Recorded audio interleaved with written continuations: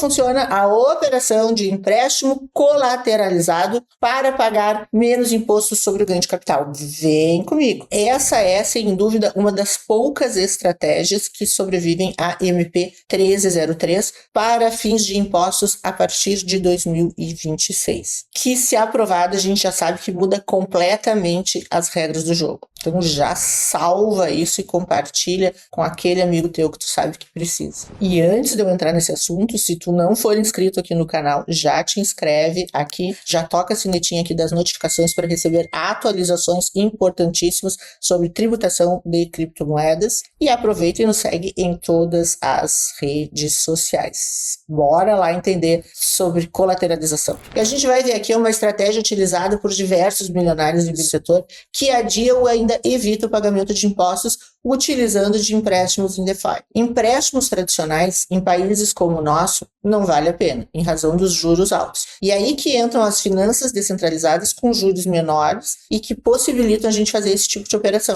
O queridinho dos protocolos aqui quando a gente fala de empréstimos é o Wave, sem dúvida, que permite que não só tu empreste, como também tu pegue emprestado criptoativos, sem necessidade de histórico, sem necessidade de crédito, de outras exigências feitas por bancos tradicionais. Mas como é que faz para tomar um empréstimo? Bom, primeiro de tudo, tu precisa depositar um colateral, que é aquilo que tu vai deixar em garantia ao teu empréstimo. E o valor desse colateral depositado é o que determina o montante que tu pode tomar emprestado. E é com essa operação que tu pode evitar pagar imposto, ter liquidez para comprar uma casa, um carro ou simplesmente pagar uma conta. Mas por que tu pegaria um empréstimo se tu tem criptoativos aos quais tu podia fazer uma alienação? Simples, porque se tu alienar, tu vai pagar imposto sobre o ganho de capital. Então tu tem um determinado ativo, com X custo de aquisição. Tu vai vender esse ativo que está em hold, tu vai pagar 15% sobre o ganho de capital. Por outro lado, se tu colocar um ativo em garantia e tu efetivar um empréstimo no valor que tu precisa, tu não vais pagar o ganho de capital, porque na prática tu vais pegar um empréstimo, vai deixar a tua cripto lá em garantia e aquilo que tu vai vender não é de fato a tua cripto, não é com o teu custo.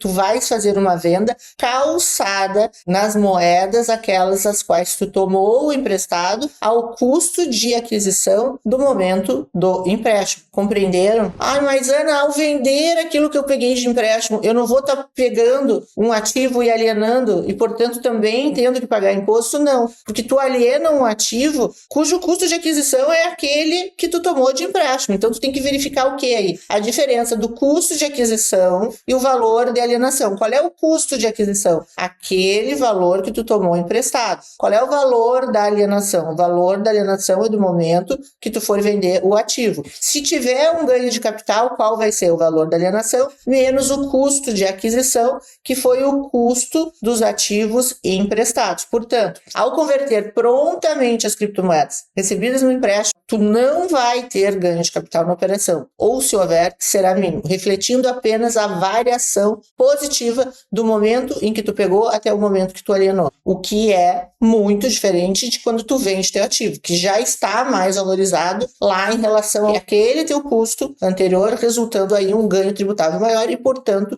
um imposto maior. Mas vamos fazer um exemplo juntos aqui. Exemplo hipotético. Imaginemos aqui que tu deixou 10 ETHs em colateral na Aave. E naquele momento, a cotação do ETH era de $3.500, totalizando $35.000 em colateral. O protocolo permitia retirar até 80% desse valor, mas, para manter uma margem de segurança, tu optou por pegar apenas a metade, 17.500 USDCs. Vamos lá converter isso para reais. Considerando uma cotação de R$5 por USDC, o valor chegava a R$87.500. Esse é o valor do custo dos USDCs que tu pegou e o valor da dívida em reais lá para efeitos de RPF, que é a dívida aquela que tu informa lá em bens e direitos. Segue o fio. Ao enviar esses USDCs para uma corretora estrangeira e convertê-lo em reais, tu vais receber quanto? R$ 87.500. Como o valor de venda foi igual ao valor de custo, não houve lucro na operação e, portanto, não há imposto a ser pago. Ah, tem IN 1888? Sim, gente, tem IN 1888. Não vai ter aqui a figura do ganho de capital. No nosso caso, não houve lucro, mas se os USDCs tivessem valorizado e tu vendesse eles por um valor superior a 87.500, aí sim haveria imposto sobre esse ganho, que seria a diferença do valor de venda para os 87.500, caso não tenha prejuízos a compensar. Um ponto de atenção aqui: se o ativo que tu está tomando emprestado é um ativo que tu já tens no teu estoque, esse empréstimo vai te levar a um novo cálculo de preço médio, e aí tu tem que fazer essa conta para verificar o resultado da operação. Agora vamos calcular o impacto disso se, ao invés de ter pego o valor emprestado e vendido, se tu tivesse vendido a tua cripto, o quanto tu pagaria de imposto? Vamos ver. Suponhamos que os 10 ETHs que tu utilizou como colateral tivessem um custo de aquisição de R$50.000. Preço médio aí de R$5.000. Agora vamos repetir, vamos fazer a mesma venda que a gente fez com o valor que a gente tomou emprestado. Se tu vendesse 5 ETH por 87.500,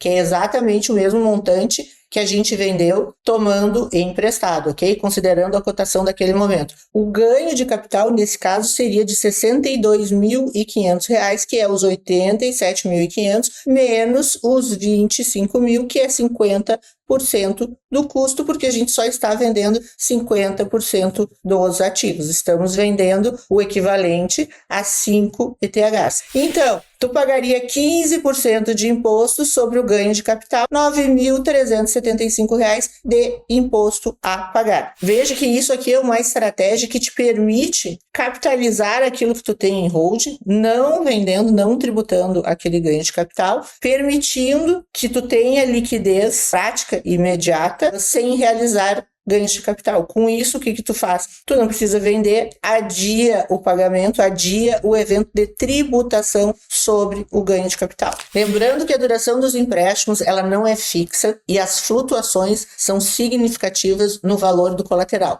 E isso pode levar a liquidações automáticas feitas pelo protocolo. E aí, nesse caso, tu estaria realizando o ativo, podendo ter imposto a pagar caso tenha lucro. Os riscos associados, incluindo a volatilidade e os riscos dos protocolos, também não podem ser ignorados. Então, muita atenção sempre à questão segurança. Tu também pode gerenciar a saúde do teu colateral depositando mais recursos para evitar a liquidação. Então, sempre tem que ficar muito atento nesse tipo de operação. E é importante lembrar também que, ainda que tu não tenha imposto a pagar, tu fica obrigado a declarar. Essas operações são reportadas conforme a Instrução Normativa 1888, especialmente porque, em geral, elas ultrapassam o valor de R$30.000. E lembrando que, para efeitos de IN 1888, não precisa ser R$30.000 emprestados. As meras transferências e transações aqui, todas já vão somar para IN 1888. Então, é muito fácil aqui gerar obrigação de IN 1888. Além disso, é necessário informar as posições na declaração do imposto de renda. Tanto os reflexos daquilo que tu fizeste com os valores tomados, como o empréstimo devido na data do fim do ano. Exemplo, se tu colateralizou para comprar um imóvel, esse imóvel vai figurar lá na tua declaração de bens e direitos. Se tu tomou o empréstimo para tradear, os resultados dessas operações de trade, elas vão trazer resultados positivos e que deverão ser tributados também na declaração do imposto de renda. Então, compreendam que o que tu está fugindo aqui é do imposto sobre aquele teu hold que tu deixou colateralizado. Isso vai te servir para tu ter um custo maior para operar e pagar menos imposto. Isso não quer dizer que o valor que tu tomou emprestado, se tu botar ele para jogo, para operação, que não vai ter incidência de imposto quando tu fizeres lucros com ele. Ficou claro isso? Isso é uma coisa que tem que ficar muito claro. Gente, eu procurei trazer aqui os pontos-chave para vocês. Espero ter ajudado com a minha humilde participação e lembrando a todos de novo, se já não me segue aqui no canal, toca a sinetinha para receber as notificações, nos segue em todas as redes sociais, fica ligado lá no nosso Instagram, porque lá no Instagram tem Saque da Loira todos os dias e lá eu respondo diretamente para vocês. E se faz sentido para ti aprender estratégias como essa e outras, e tu queres aprender a declarar tu mesmo a tua cripto, a nossa comunidade declarando Bitcoin.vip encontra-se com as inscrições abertas. Semana que vem a gente tem uma aula ao vivo, a transmissão vai ser aqui pelo YouTube, e nessa aula nós vamos abordar o contexto tributário de cripto agora no ano de 2025, com essa função toda de mudanças, ok? Gente, um grande beijo e até a próxima semana.